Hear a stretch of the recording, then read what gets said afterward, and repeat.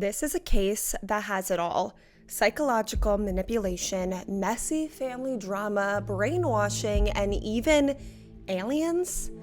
This is a bizarre one. It sounds like a work of fiction, but it's horrifyingly all too real. The case that we're investigating on this week of Hot on the Case is the story of a con man, a master manipulator, and a child. A 12-year-old girl named Jan Broberg, who was kidnapped not once, but twice, and was brainwashed for years into believing that she was the chosen one, destined to save an entire planet. All she had to do was have a baby with a 40-year-old man. Welcome back, or thank you for joining us for your first investigation. My name is Brianna, and I'm hot on the case.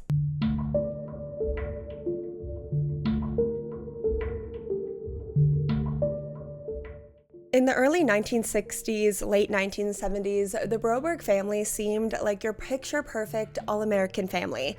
Devout Mormons living in the quiet town of Pocatello, Idaho, a neighborhood where the Brobergs trusted everyone enough to keep their doors unlocked during the night. The family was well-liked, respected, and deeply rooted in both their faith and in their community. Bob Broberg was a successful business owner who ran his own flower shop for decades, while his wife, Marianne, was a full-time homemaker and stay-at-home mom to their 3 daughters, Jan, Karen, and Susan. Jan Broberg, the eldest of the daughters, was born on July 31st, 1962. Before 1974, her childhood, by all accounts, was happy and normal. It was filled with love and laughter and safety that comes with a tight-knit family. But then in June of 1972, the Brobergs met a new family who had recently moved to Pocatello and started attending their LDS church. Robert Berchtold, his wife Gail, and their 5 children quickly became close friends with the Brobergs, forming what felt like an instant and natural bond. Both families had similar values, faith, family, and community, and before long, they were practically inseparable. The 2 fathers, and just so you know, they have very, very similar names. We have Bob Broberg and Robert Berchtold. Okay, both Bobs with last names that start with B. So Bob Broberg, that's Jan's dad. Robert Berchtold, that's the new guy that just moved to town. So the 2 fathers, Bob Broberg and Robert Berchtold, connected over their shared roles as devout family men and successful business owners, while their wives, Marianne and Gail, struck up an easy friendship.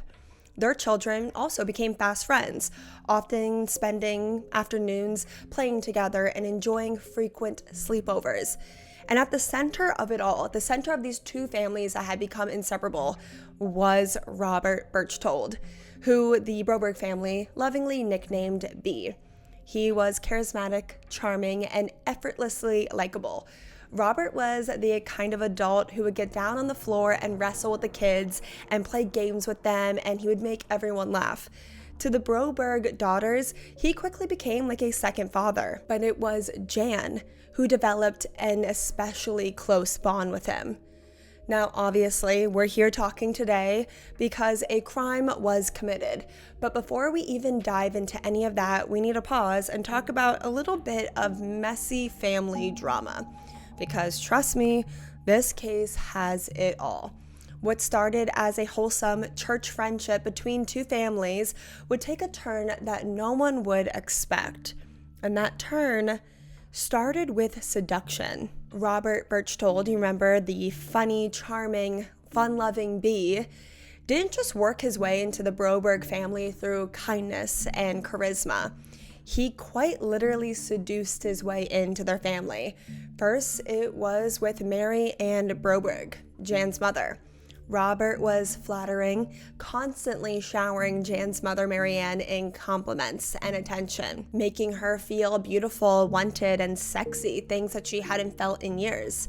And then in the fall of 1972, during a church function of all places, Marianne and Robert Berchtold crossed the line and they made out and fooled around a little bit. But it didn't stop there, because Robert Berchtold did not just seduce one Broberg parent, He got with both of them. While out on a drive one afternoon, Robert confided in his buddy Bob that he was deeply unsatisfied in his marriage. He said that his wife, Gail, hadn't been fulfilling her wifely duties and that he was frustrated. Then, according to Bob Broberg, Jan's father, in his own words that he shared publicly in the 2017 documentary about his daughter's case, Abducted in Plain Sight, Robert turned to his friend Bob and essentially asked him for help relieving those frustrations. And in what has since become one of the most jaw-dropping admissions in true crime documentary history,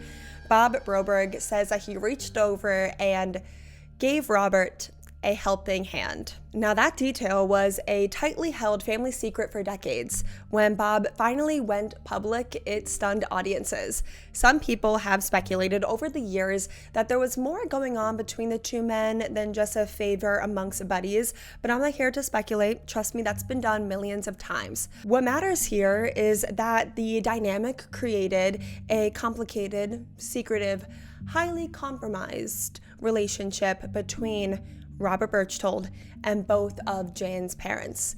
And let's be honest, while it was incredibly brave in the documentary that came out in 2017 for her parents, Bob and Marianne, to come forward with their confessions, especially given the backlash and the judgment that they both faced. We're talking about an ultra-religious Mormon couple in the early 1970s. Affairs alone were scandalous, but both parents cheating with the same man, one of them being a same-sex encounter, it was beyond taboo. It was shocking. And unfortunately, that vulnerability, the secrecy, the shame, it would all come back to serve Robert Berchtold in a very dark, very deliberate way. This was all part of Robert Berchtold's plan. Get between Jan's parents, distract them, so he could get closer to the family member that he really wanted. Robert Berchtold was a master manipulator, an evil genius, skilled at psychological manipulation and brainwash. He was a con man. The Broberg family didn't know it yet, but behind Robert Berchtold's charm, he was hiding something dark and terrifying and twisted. Robert had already been convicted for a crime against a young girl and had spent a year in prison before moving to their small town. And at the beginning of 1974, Robert got reprimanded by their church for an inappropriate relationship he was having with another young girl. In the early 1970s, the Broberg family claimed that they did not even know what a was, that there were people attracted to young kids. At the time, stranger danger was still in its early days. It was this new catchy slogan that parents and schools were just beginning to throw around to warn children to steer clear of creepy men in trench coats lurking around playgrounds. But the problem with stranger danger was that it painted the wrong picture. It made kids think that they only needed to be afraid of people that they didn't know. What it didn't teach, what we still sometimes fail to teach, is that sometimes, most times, the most dangerous people are often the ones you already know. They're ones that are already in your lives. They're ones that you trust. The ones that you wave to from across the street. The ones that attend your church. It's the man that comes over for Friday night dinners and wrestles your kids on the floor. The Broberg family in the early 1970s didn't know that they were supposed to be afraid of Robert Berchtold. They were all conned by him, so they ignored obvious red flags. Like I said, Robert had gotten extremely close to their 12-year-old daughter, Jan. He often invited Jan to family vacations or over for sleepovers with his kids, where during the nights, things would happen that would make Jan feel very uncomfortable and confused. Robert Berchtold wasn't just grooming Jan, he was grooming her entire family. Jan's parents allowed Robert, who at the time was a man in his late 30s, to sleep in the same bed as their 12-year-old daughter, Jan. This happened, allegedly, 4 times a week for 6 months, leading up to October 17th, 1974. the day that would change this happy family forever. Because on October 17th, 1974, all of Robert Berchtold's disturbing manipulation finally came to a head. That afternoon, he called up Jan's mom, Jan Broberg, and asked if he could take Jan horseback riding that afternoon. It was a school night, and Jan already had a piano lesson already lined up, so at first her mother, Marianne, was hesitant, but Robert had spent years gaining her trust, building himself up to just be this fun, harmless second dad, so eventually Jan's mom said yes. I mean, after all, what could go wrong? And with Marianne's permission, Robert picked Jan up from her piano lesson that day. When they got in his car, like they had done countless of times before, Robert handed Jan a pill, and he told her it was for her allergies. They were going horseback riding after all. Trusting him completely, Jan swallowed the pill without question or without a second thought. But she would later say that that's the last thing she remembered before everything went black. Back at the Broberg home, hours ticked by, and their beloved daughter Jan never returned. At first, there was no real panic. It was the 1970s, long before iPhones and location sharing and sending a quick text to say, "We're on our way home." The family figured that maybe the car had broken down, maybe they got a flat tire, maybe they got caught up at the stables, maybe Robert, being the charming, scatterbrained guy that he could sometimes be, had just lost track of time. What never crossed their minds was the truth. That the man that they had welcomed into their lives, trusted with their children, and yes, even both been intimate with, had abducted their 12-year-old daughter. Jan never came home that night. Not the next night either. In fact, it would be several days before her parents reported her missing. Whether it was denial, fear, or just an unshakable belief in Robert's goodness, no one knows. But it wasn't until October 22nd, 5 days after Jan disappeared, that Marianne finally contacted the FBI. And from the start, the investigators had a gut feeling that something was very wrong, and that Robert Berchtold wasn't just missing, but that he had taken Jan. But for the Brobergs, the reality was harder to accept.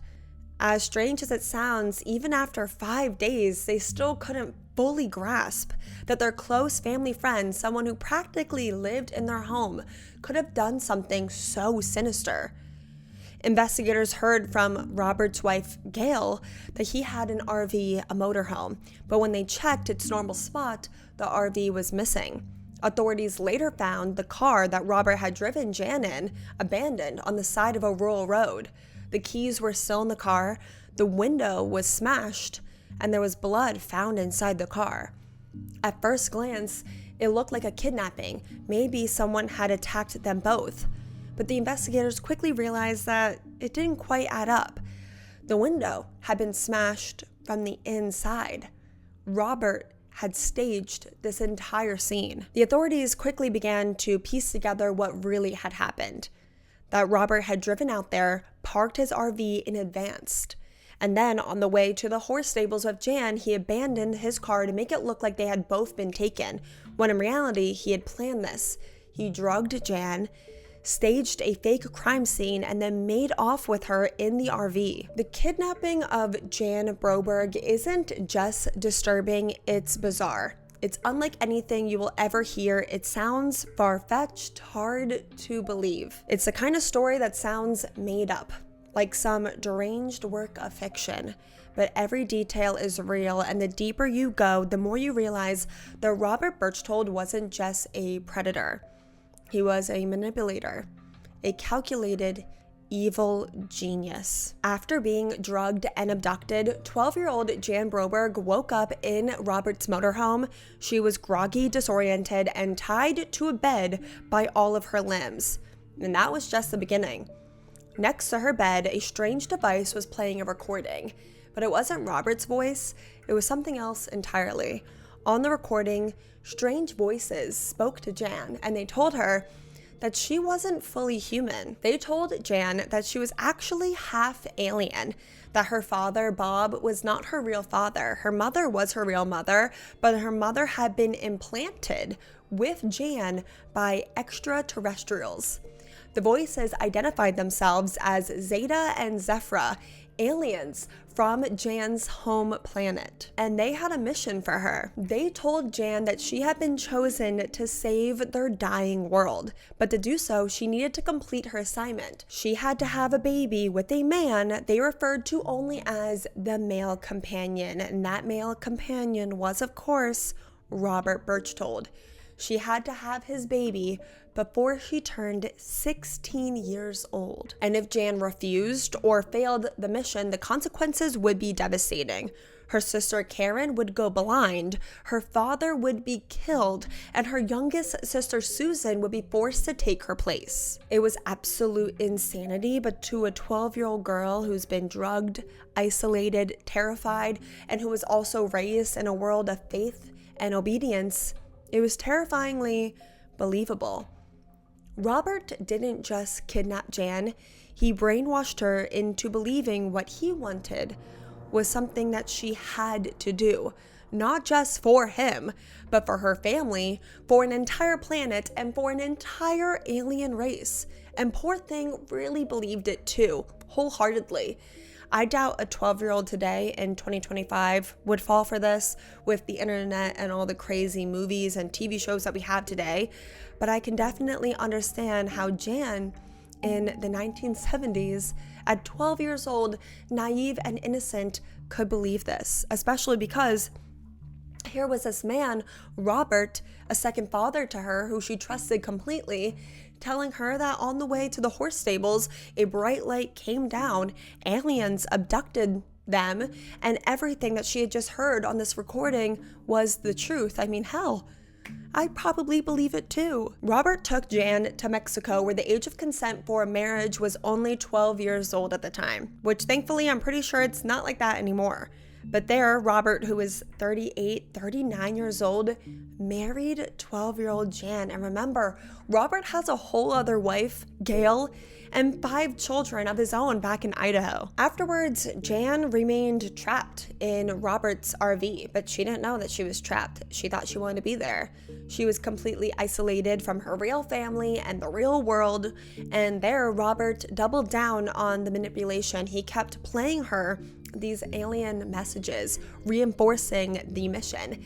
Every day, Jan was reminded that she was chosen, that the fate of her loved ones rested on her completing this bizarre task. And to prepare her, if you can even stomach the idea of it, Robert gave Jan books on human reproduction. It was textbook grooming, except instead of using charm or threats alone, Robert built an entire science fiction mythology around his abuse.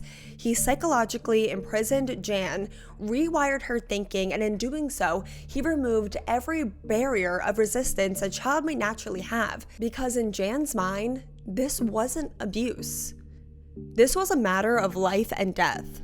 This is also when Robert began to abuse Jan, because it was the mission for her to have his baby before her 16th birthday. By November 20th, 1974, over a month after Jan had been kidnapped by Robert, Robert made his next move.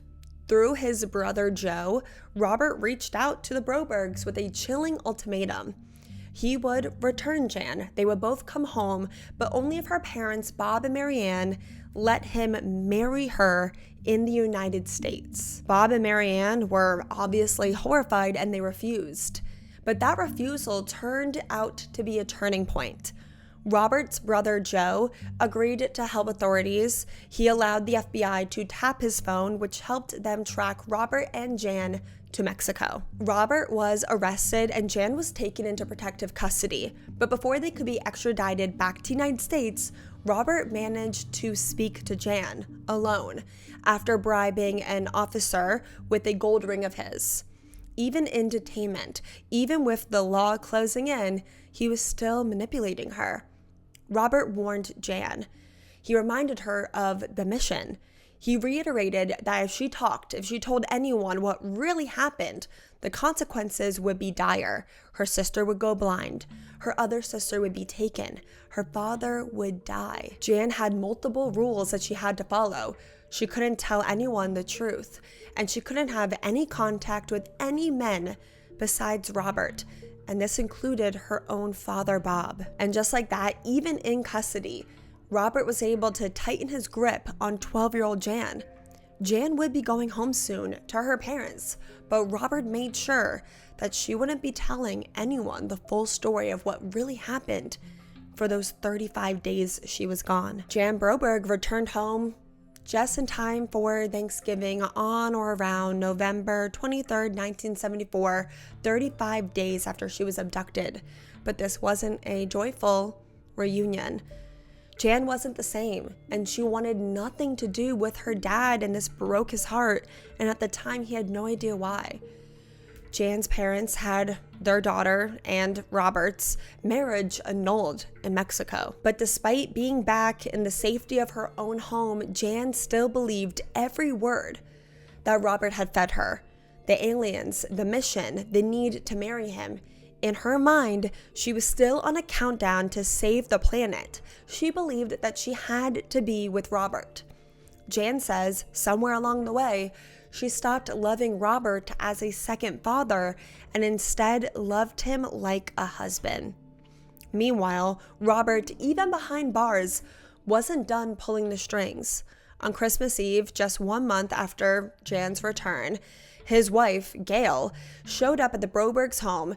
She wanted to speak with Bob so she could blackmail him and his family. Gail told Bob that unless him and Marianne signed affidavits claiming that the whole situation was a misunderstanding, that Robert didn't kidnap Jan, that he had their blessing, their consent, then her and Robert would go public. They would expose everything, the affair between Robert and Marianne, and most damaging of all, Bob's secret encounter with Robert in the car. Now remember, this was 1974 in a conservative religious town. Here you have 2 devout Mormons with reputations, a family, and a flower shop to protect. The threat wasn't just a scandal, it was social annihilation, and so they signed. They agreed to call the entire thing a misunderstanding. Jan's parents chose their own reputations over her safety. And with that single decision, the case against Robert Berchtold collapsed. Because shame is a powerful silencer, and Robert Berchtold knew that, and he knew how to use it. This was his plan all along. He wanted something that he could hold over Jan's parents' heads. The prosecution still wanted to go to trial, but without any witnesses, they had no case. So in a plea deal, Robert pled guilty to felony kidnapping. He was sentenced to 5 years in prison, but somehow served only 10 days behind bars. And you would think after everything, the kidnapping, the international manhunt, the marriage to their 12-year-old daughter, the Brobergs would have slammed the doors shut on Robert Berchtold forever. But they didn't. And in fact, things got even worse. Robert still found a way to sneak into Jan's basement bedroom at night while her entire family slept, to play her recordings from her alien family to remind her of her mission, to keep her brainwashed and infatuated with him. There, he would also try to complete their mission. He would still assault Jan in her own childhood bedroom. Jan would tell her mother that she was in love with Robert and that she still wanted to marry him, and this was really confusing for her mother. Meanwhile, Robert is still calling Jan's mother, Marianne, every single day, still trying to get his grip on Jan's family, trying to sink his claws back in.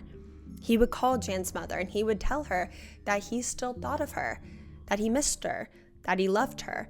In the spring of 1975, just months after Jan had returned home, after Robert had abducted her, during one of these phone calls, Marianne asked Robert why he married Jan in Mexico. Robert asked Marianne to come meet him in person. There, he would explain everything. But instead, face to face, Robert turned on the charm. And that day, Robert and Jan's mother, Marianne, slept together. And it wasn't just a one-off mistake. This affair would last 8 months. Jan's mother thought that she was also in love with Robert Berchtold. Marianne met up with Robert an estimated 11 times during this period, and during the exact same time, Robert was still sneaking in to her daughter's bedroom at night. And Robert, being the manipulative predator that he was, used this affair as just another tool in his arsenal. Not long after one of their encounters, Robert picked up the phone and he called Bob Broberg, Jan's dad, Marianne's husband of 13, 14 years. He told him exactly what happened. He bragged about it. He rubbed it in his face. He wanted to humiliate Bob, but he also wanted to divide Jan's parents. He wanted to distract them. Bob filed for divorce against his wife Marianne, claiming that she was endangering their 3 daughters by continuing contact and sleeping with the man that had kidnapped their daughter for 35 days. Robert Berchtold didn't just want Jan, he wanted complete control over the entire family. It was psychological manipulation. If he could keep Jan's parents divided, distracted, then he had even easier access to Jan, the family member that he really wanted. Ultimately, Marianne chose her husband.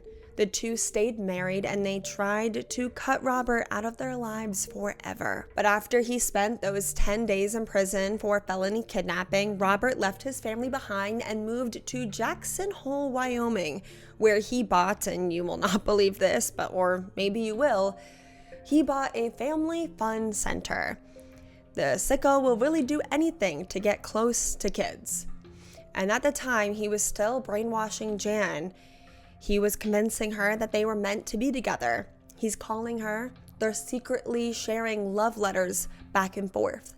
And he convinces her to try and come out to Wyoming to be with him. So in the summer of 1976, Jan was 13 years old and she's crying and screaming and begging, trying to get her parents to allow her to work at Robert's Family Fun Center over the summer. Obviously, they refuse, so Robert calls Jan's mom, Marianne, and tells her, if you don't let Jan come to Wyoming to be with me, then Jan, 13 years old, will just hitchhike here, and God knows what will happen to a 13-year-old hitchhiking by herself. And this freaked out her mom enough that Marianne put Jan on a plane and sent her to be with Robert, where they spent 2 weeks together, living together, completely unsupervised. And when Jan came home from the 2 weeks in Wyoming with Robert, she was miserable, she was angry, she resented her parents because she wanted to be with Robert permanently. To her parents, she was being a bratty 13-year-old and they had no idea why. But remember, to Jan, she had the weight of a world on her shoulders. She needed to be with Robert, have his baby, to save her family and to save an alien planet, and she was running out of time. And then just weeks after returning home on August 10th, 1976, Jan Broberg disappeared again. This time she left a note. It read, "Dear Bob and Marianne, you won't let me do what's right, so I'll do what's wrong. I'm leaving without B, and do not plan on coming back until you accept me as me. I cannot accept your religion or your screwed up morals. I just want to be me and have B. Please, before all of us are destroyed, let me go." To outsiders, it looked like Jan had run away, but still, her parents didn't want to report her missing. They didn't want to contact the press. They didn't want a second scandal, so her parents waited 2 entire weeks to call the FBI. Robert pretended to be just as concerned and distraught as Jan's parents were. He called them often, crying on the phone, offering support, acting heartbroken. But it was all an act, because he had taken Jan again. For a second time, he's kidnapped their daughter. He came into her room late at night, the day that she disappeared, and convinced her to leave with him. This time, they headed to Pasadena, California. There, he enrolled Jan in a Catholic all-girls boarding school, posing as her father. He told the nuns that he was a CIA agent and that Jan was his daughter and her mother was tragically killed in his secret work, due to his secret work. And if anyone came looking for Jan, they were the bad guys and they were there to hurt her. The evil genius really did think of everything. It was lie stacked on top of lies. Meanwhile, the FBI, suspecting Robert all along of kidnapping Jan once again, they tapped the Broberg's phone. So when he kept calling them, offering them support, they could track his location, and using the phone tap, the agents began tracking him, and they tracked him to Salt Lake City, Utah. They had him under secretive 24/7 surveillance. They zoned in on him and on his motorhome, which he was now living out of. And when they searched Robert's RV, they found inside something downright horrifying. Posters of Jan everywhere. Her face adorned the walls like a teen idol in a teen girl's bedroom. Except this wasn't fandom, this was obsession. It was possession. Then came the break in the investigation that they needed. Around November 11th, 1976, the FBI tailed Robert to a payphone. They watched from afar as he flipped through the phone book, and then he wrote something down. He got on the phone, and then after about 10 minutes, he left.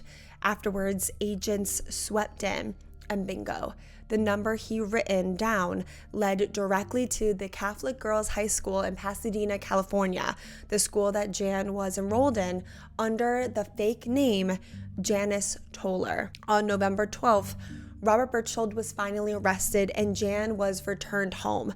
This time she was missing for 3 entire months. But the trauma was far from over. While Robert sat in jail waiting his trial for the second kidnapping, he was still scheming behind bars. About a month later, 2 men set fire to Jan's father's flower shop.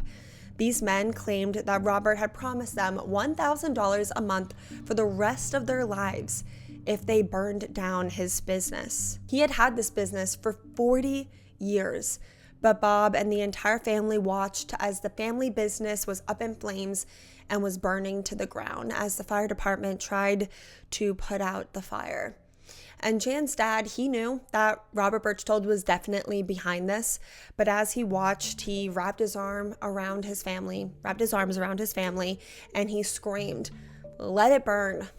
All I care about, all I love is right here." And Jan, she's 14 years old now. She watched her dad's flower shop in flames and she thought that it was her fault. Not because she trusted Robert and that he did this. She thought that the aliens were punishing her because she wasn't pregnant yet. When Robert Berchtold went to trial again in June of 1977, he was facing kidnapping and arson charges, as well as charges for impersonating an CIA agent. But in true fashion of this nightmare of a case, the legal system once again failed. The court found Berchtold not guilty by reason of insanity, and he was sent to a maximum security mental facility for 6 months. 6 months, and he was out again, free. But for the first time in years, he actually stayed away from Jan and her family. Because as Jan got older, Robert, the predator, lost interest in her. Jan was back with her family, but she wasn't the same. She still believed that the aliens were watching, they were judging, they were waiting.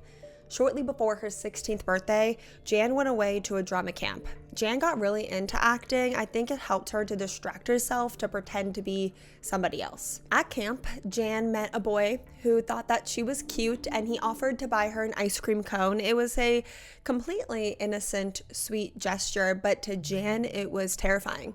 She wasn't supposed to talk to boys or men that weren't Robert. It would violate the mission, and the aliens would retaliate. But the next morning, her sister wasn't blind, her dad wasn't dead, and her youngest sister wasn't taken. And as Jan's 16th birthday came and went, and she never had Robert's baby, she never completed the mission, saved the world, Jan realized that it was all a lie.